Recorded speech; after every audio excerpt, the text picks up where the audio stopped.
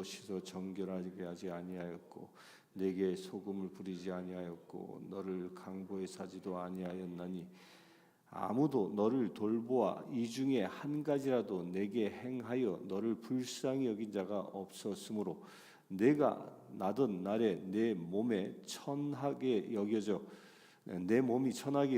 내가 들에 버려졌느니라. 내가 내 곁으로 지나갈 때 내가 피투성이 되어 발짓하는 것을 보고 내게 이르기를 너는 피투성이라도 살아있으라. 다시 이르기를 너는 피투성이라도 살아있으라 하고 내가 너를 들에 풀같이 많게 하였더니 내가 크게 자라고 심히 아름다우며 유방이 뚜렷하고 내 머리털이 자랐으나 내가 여전히 벌거벗은 알몸이더라. 내가 내 곁을 지나가며 보니 내가 사랑을 할 만한 때라. 내 옷을 덮어 벌거벗은 것을 가리고 내게 맹세하고 언약하여 너를 내게 속하게 하였느니라. 나 주 여호와의 말이니라. 내가 물로 내 피를 씻어 없애고 내게 기름을 바르고 수놓은 옷을 입히고 물돼지 가죽신을 신기고 가는 배를 두르고 못으로 덮이고 폐물을 채우고 팔고리를 손목에 끼우고 목고리를 목에 걸고 코고리를 코에 달고 귀고리를 귀에 달고 화려한 왕관을 머리에 씌웠나니 이와 같이 내가 금 은으로 장식하고 가는 배와 모시와 수놓은 것을 입히고 또 고운 밀가루와 꿀과 기름을 먹음으로 극히 곱고 형통하여 왕후의 지위에 올랐으나 내 화려함으로 말미암아 내 명성이 이방 중에 퍼졌음은 내가 내게 입힌 영화로 내 화려함이 온전함이라. 나 주 여호와의 말이니라. 아멘. 어제 15장은 에스겔서 중에 제일 짧은 말씀인데 16장은 무려 63절이나 있는 긴 절입니다. 15장 어제는 아무 쓸모없는 이스라엘 이야기를 하셨고요. 16장에서는 그 이스라엘의 첫 출발이 어떤 모습이었고 또 하나님께서 그를 어떻게 축복하셨고 그 축복을 받은 그 이스라엘이 어떻게 타락해 갔는지 또 내일 보게 될 말씀의 결론은 그 타락한 이스라엘을 하나님께서 어떻게 심판하시는지 또 하나님은 심판으로 끝나지 않고 하나님은 새 언약을 주어 어떻게 이스라엘을 회복하게 하시는지에 관한 이 16장은요 이스라엘의 전체의 역사를 한꺼번에 아우르고 있다 해도 과언이 아닙니다. 이것은 또 거꾸로 뒤집으면요 이 무슨 얘기가 되냐면 이스라엘뿐만 아니라 작게는 우리 개인의 인생사도 이 16장에 그대로 담고 있습니다. 그대로. 이 말씀을 잘 보면 이 16장은 자칫 잘못 보면 막장 드라마 같아요. 이게 뭐 자칫 잘못 보면 이 뭐 삼류 음란 소설처럼 보여질 수도 있고요. 읽다 보면 심히 읽기 거북한 표현들이 쓰여져 있습니다. 그런데 그게 실제로 우리 개인의 인생사인 겁니다. 개인의 인생사뿐만 아니라 교회도 또한 그렇습니다. 교회도 이 세상에서 개척되어져서 성장하고 또 그 교회에 어려움이 생기고 그 모든 것들이 이 16장을 쫙 비춰보면 거기에 답이 다 담겨져 있습니다. 한 나라의 흥망성쇠도 마찬가지인 거죠. 오늘 말씀 16장에는 말씀이 임하여 말씀이 내게 임하여 이르시되 이 말씀을 또 언제 받았어요? 우리 어제 본 말씀과 거의 같은 해에 받습니다. BC 592년경에 이 말씀을 받는데 이 16장에서 이야기하고 있는 예루살렘의 심판은 언제 일어났다고요? BC 586년에 일어납니다. 곧 이제 심판을 앞두고 6년 정도 앞둔 상태에서 왜 하나님이 너희를 심판하시는지 그 이유를 지금 설명하고 있는 겁니다. 이 이야기는 서두에 제가 왜 드리냐면요, 하나님께서 우리의 잘못, 우리가 죄에 빠짐으로 인하여 우리는 심판받을 수 없게 되었을 때에 그 죄만 보고 바로 심판하지 않는다는 거예요. 내가 무슨 죄를 저질렀는지 그 죄악을 알게 하시고 회개할 기회를 주신다는 겁니다. 그러니까 이스라엘 백성들에게 지금 제3차 느부갓네살 왕에 의하여 3차 전쟁에 의해서 이제 이스라엘이 완전히 멸망하기 6년을 앞두고 마지막 기회를 주고 있는 겁니다. 마지막 기회. 너희를 내가 심판하는 이유가 이것이다. 회개하라 라는 그 마지막 선포인 거죠. 이 마지막 선포는 나중에 누가 이것을 이어받아서 합니까? 이 세례자 요한이 합니다. 세례자 요한이 회개하라, 하나님의 나라가 가까이 왔다. 그 말씀을 듣고 유대인들이 세례자 요한에게 몰려오니까 세례자 요한이 뭐라고 합니까? 이 독사의 족속들아, 누가 일러주냐. 그러면서 그들에게 세례를 베풀죠. 그 세례를 받은 사람들, 세례를 베풀었던 것이 무엇입니까? 예수 그리스도의 오심을 준비하는 거였죠. 그 세례자 요한이 스스로 나는 길을 준비하는 자다, 메시아를 준비하는 자다, 나는 그분의 신발끈조차도 풀어드릴 수 있는 자격이 없는 자지만 주의 길을 곧게 하기 위하여 주께서 나를 쓰셨고 나는 광야에 외치는 소리다라고 말씀하죠. 그 주님이 오심을 준비하는 겁니다. 주님이 오심으로 인하여 심판받게 하는 게 아니라 주님의 오심의 길을 준비하여 곧게 하여 그 주님을 영접할 수 있도록 사역하는 자가 세례자 요한이었죠. 그 세례자 요한이 그렇게 주님을 영접할 수 있도록 심판받는 자가 아니라 구원받는 자가 될 수 있도록 한 일이 무엇이요? 회개의 복음을 선포하는 겁니다. 지금 에스겔을 통하여 하나님께서 이 얘기를 하고 있는 겁니다. 이 얘기 16장 전체에 걸쳐서 하는 얘기가 기회를 주는 거예요. 아직 6년 남았다. 제발 돌아와라. 그러면서 이스라엘이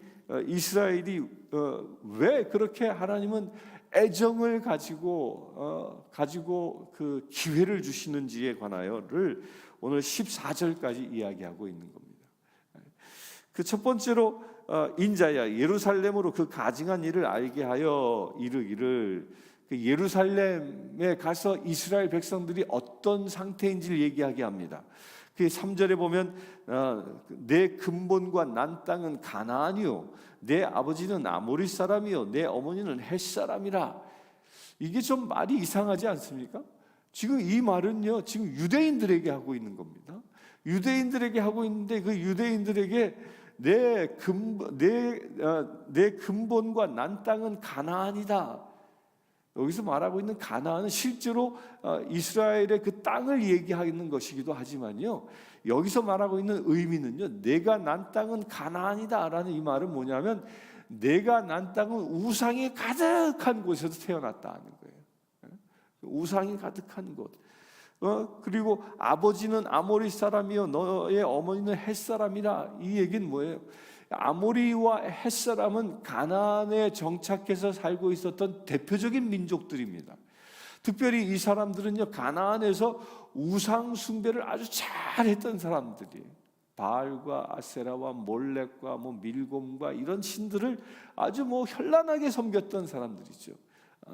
바로 그들이 너의 아버지요 어미다라고 얘기하는 겁니다.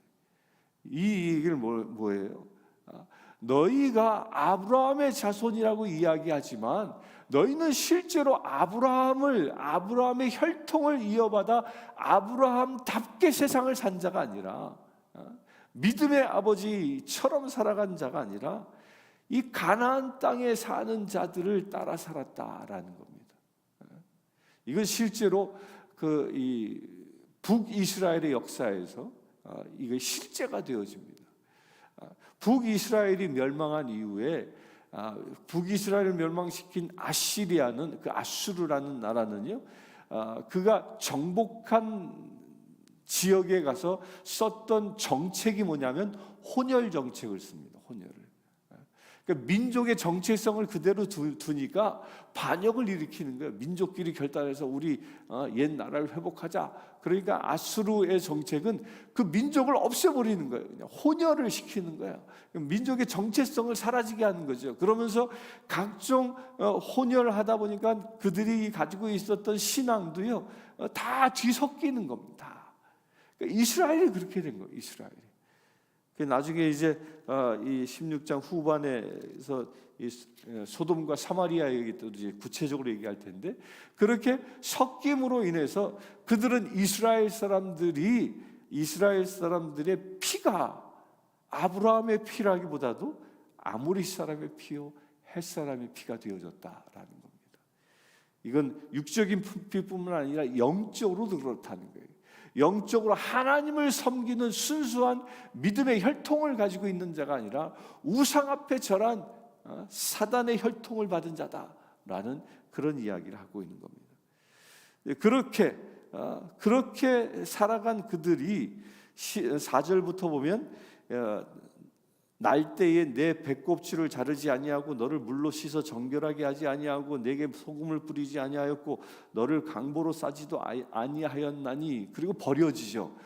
이 얘기 뭐냐면요, 당시의 고대 근동 지역의 문화입니다. 어떤 문화냐면 아이를 낳는데 그 아이가 여자아이거나 가난한 집안에서 여자아이가 태어나거나 아니면 불륜에 의하여 태어나거나 축복받지 못한 아이가 태어나면 이렇게 한 겁니다.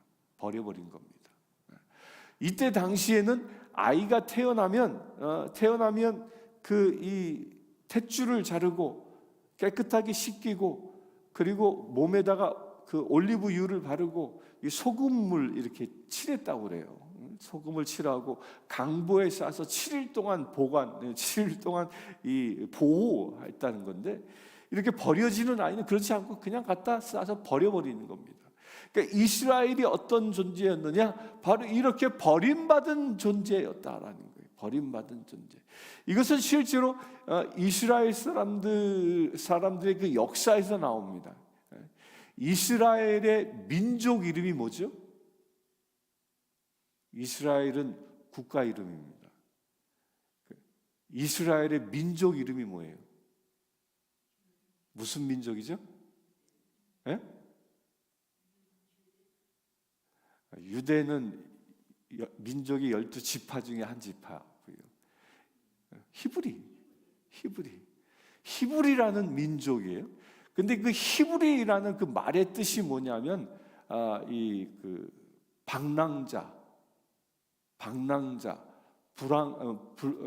광야에서 떠도는 나그네, 그런 뜻이. 그러니까 히브리 사람들이 원래 그들의 태생이 뭐였냐면 어디엔가 정착해서 사는 사람이 아니었어요. 떠돌이 사람들이었다는 거예요. 실제로 아브라함이 그렇게 살았죠. 떠돌이로 살았습니다. 떠돌이의 인생을 살았습니다. 또 그의 아들 이삭도 어떻게 해요? 가는 곳마다 쫓겨다녀서 우물 파면 뺏기고 우물 파면 뺏기고 떠돌이 인생을 산 겁니다. 야곱은 또 어떻게 했습니까?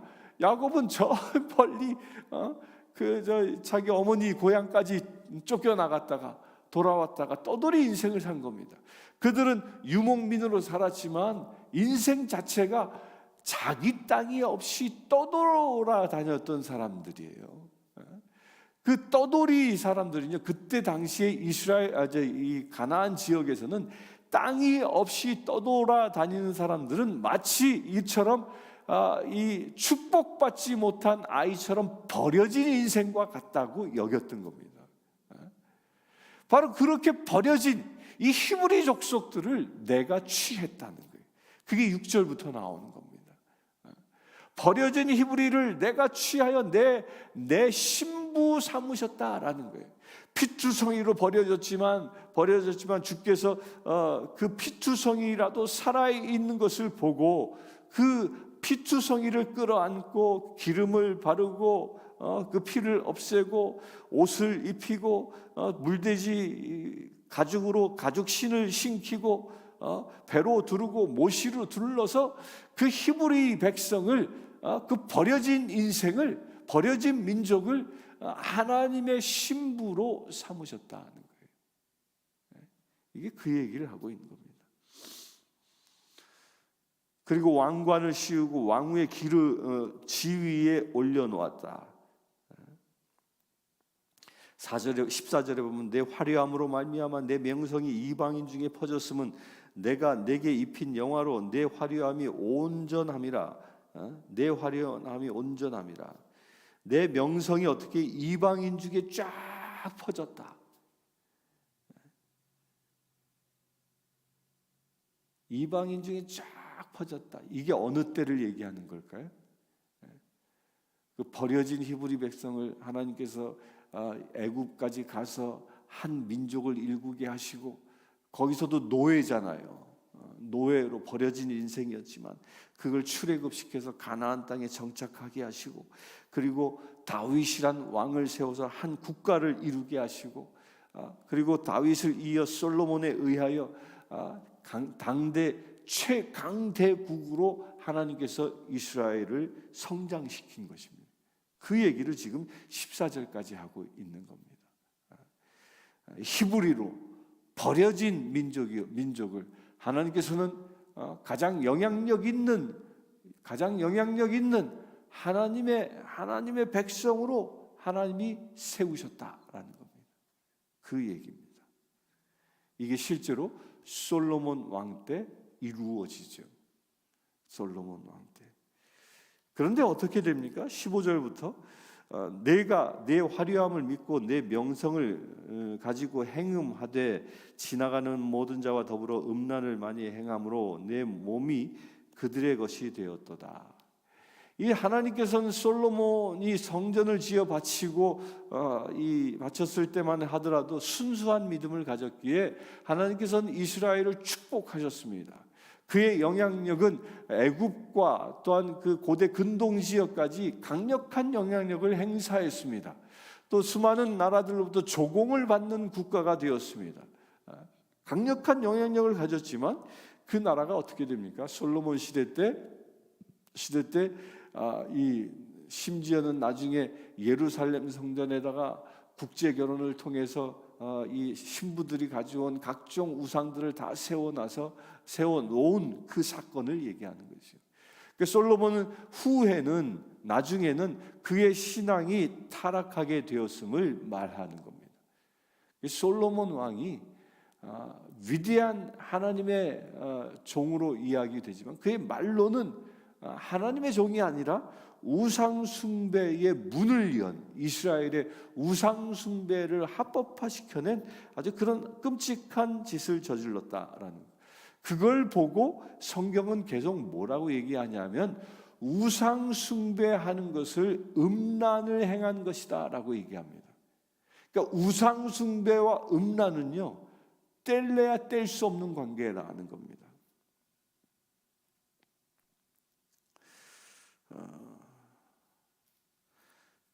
또 유대의 이 므낫세 왕 때 보면 이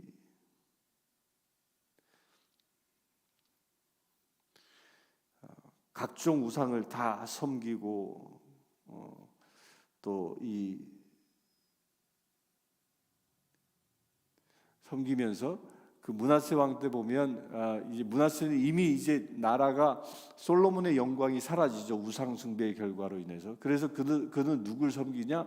하나님을 의지하지 않고 당대의 최대의 군사와 경제력을 가졌던 애굽과 바벨론, 아시드로 여기에 의지하는, 어떻게 하면 동맹을 맺어서 자기의 목숨을 부지할까?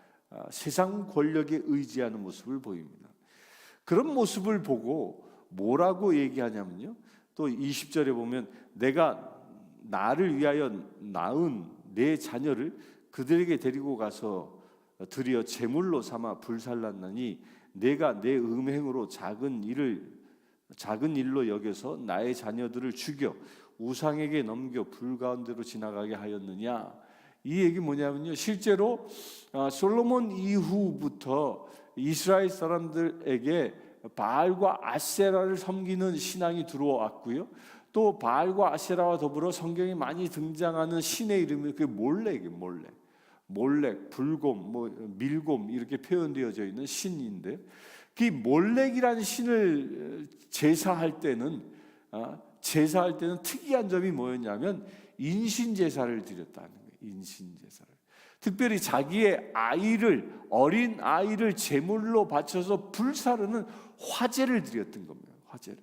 바로 그걸 얘기하는 겁니다. 실제 이것은 이스라엘에서 일어났던 일입니다.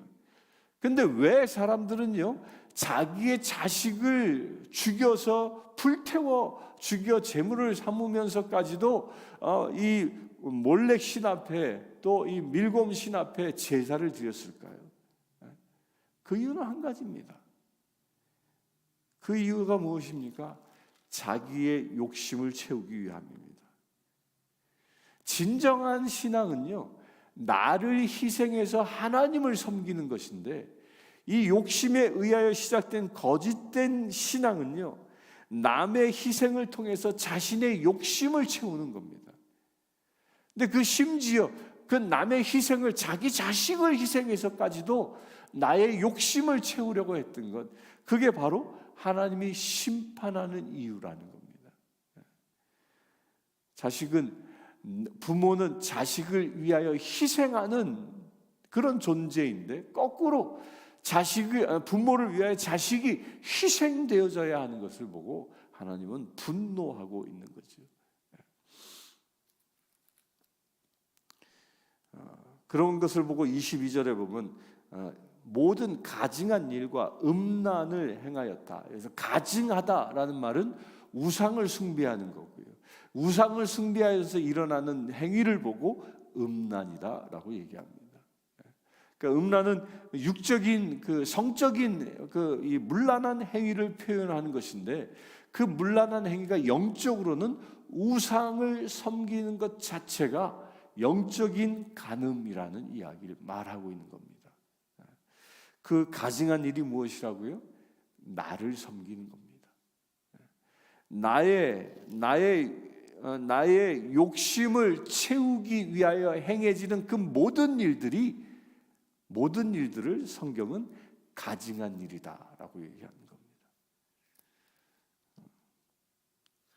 그러면서 그렇게 욕심을 채우기 위하여 살아가는 인생들은 어떻게 죄를 짓는가? 이게 23절부터 34절까지 이야기 됐는데요.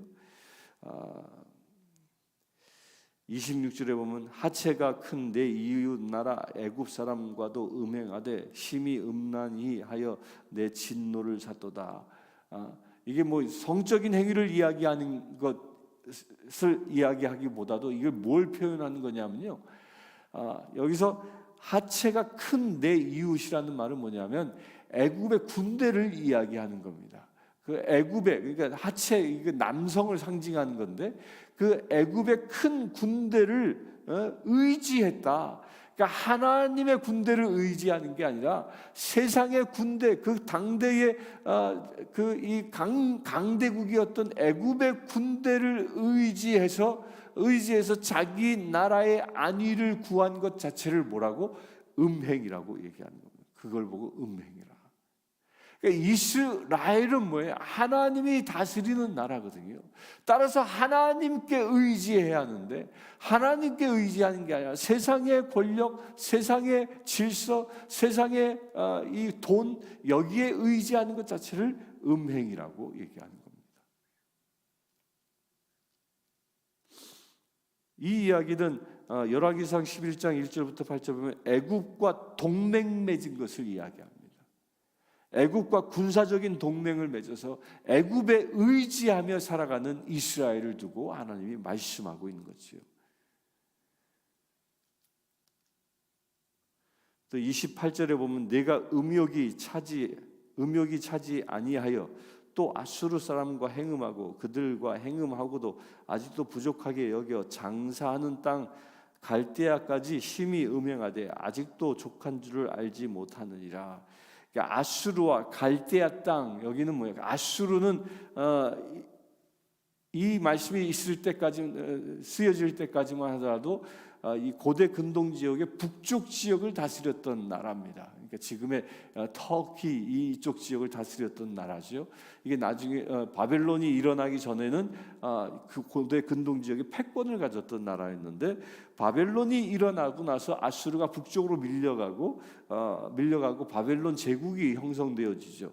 그 바벨론 제국을 보고 뭐라고 해요? 갈대아 땅, 갈대아인들이라고 얘기하는 겁니다. 유프라테스 강 인근에서 세워진 나라이기 때문에, 그러니까 애굽을 의지하는 것에 모자라서 이스라엘이 어떻게 그 아수르와 갈대아 땅에게 조공을 바치고 그들과 이 동맹을 맺는 그런 일들을 보고 하나님께서 음행하고 있다라는 겁니다. 이건 열왕기상 16장 10절부터 16절까지 이 아스 왕이 아수르를 의지해서 위기를 모면하려고 하는 그런 계책을 보고 지적하고 얘기하고 있는 겁니다.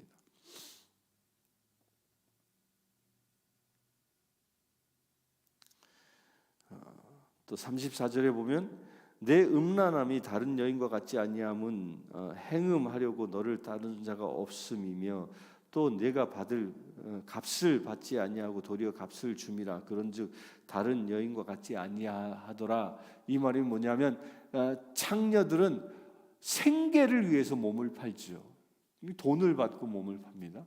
근데 이스라엘은 뭐냐면 오히려 그걸 즐긴다는 거예요. 내가 돈을 받는 게 아니라 오히려 비용을 지불한다라는 겁니다. 그러니까 이스라엘이 그렇게 한 것이죠.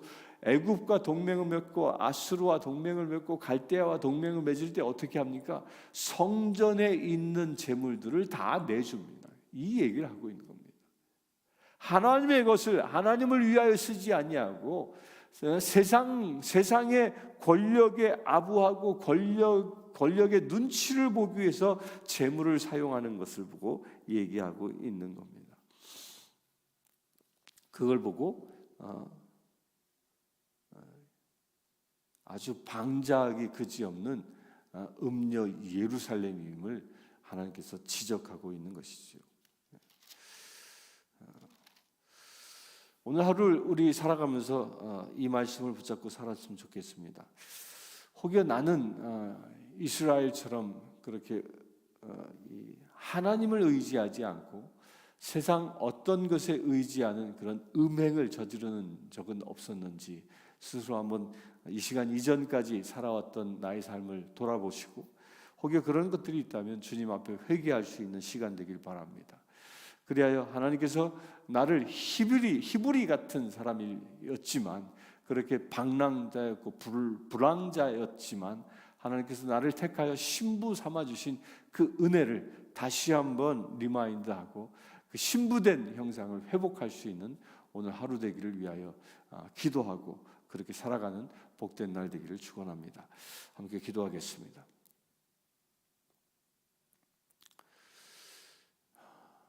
주 아버지 하나님,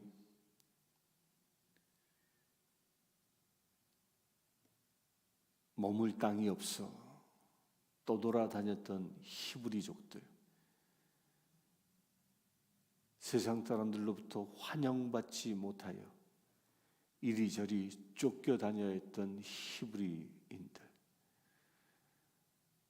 그들은 마치 태어나 강포에 쌓이지도 못하고 저 들판에 버려진 어린아이와 같다 말씀하시고, 그 어린아이를 불쌍히 여기셔서 당신께서 태를 자르시고 당신께서 기름 발라주시고 당신께서 소금을 발라 정결케 하시고 당신께서 강포를 쌓으시고 양육하셨음을 보았습니다. 주님, 우리 한 사람 한 사람이 그렇게 주님 안에서 양육되었음을 믿음으로 고백합니다. 그렇게 양육된 우리가 주님의 신부 되게 하심을 또한 감사합니다. 예수 그리스도를 신랑 삼게 하심을 감사합니다. 아버지 하나님, 그 예수 그리스도의 신부된 우리의 정체성이 우리는 오늘 하루의 삶을 통하여 온전히 실제가 되어지기를 원합니다. 이스라엘 백성은 비록 신부의 정체성을 잃어버리고 행음하였습니다. 하나님께 의지하지 아니하고 애굽을 의지했습니다. 하나님께 의지하지 않고 앗수를 의지했습니다. 하나님께 의지하지 않고 바벨론에 의지했습니다. 그 모든 것들이 우상 숭배였음을 깨닫게 하셨습니다. 주님, 우리가 눈을 열어 하나님 외에 하나님이 아닌 그 어떤 것에도 의지하지 않는, 오직 하나님만 의지하며 살아가는 거룩한 믿음의 지되어지기를 원합니다. 주님, 우리를 구별하여 사용하여 주시옵소서. 오늘 하루의 행보를 그리하여 주님과 동행하는 거룩한 행보 되게 하여 주시옵소서. 음란에 빠지지 않게 하여 주시옵소서. 세상 것에 의지하지 않게 하여 주시옵소서. 세상 쾌락에 빠지지 않기를 원하오니 주님, 우리를 사용하여 주시옵소서. 정결함으로 세워 주시옵소서. 아니, 정결하기 원하오니 기름 부으심을 더하여 주시옵소서. 우리 주 예수 그리스도의 이름으로 기도드리옵나이다. 아멘.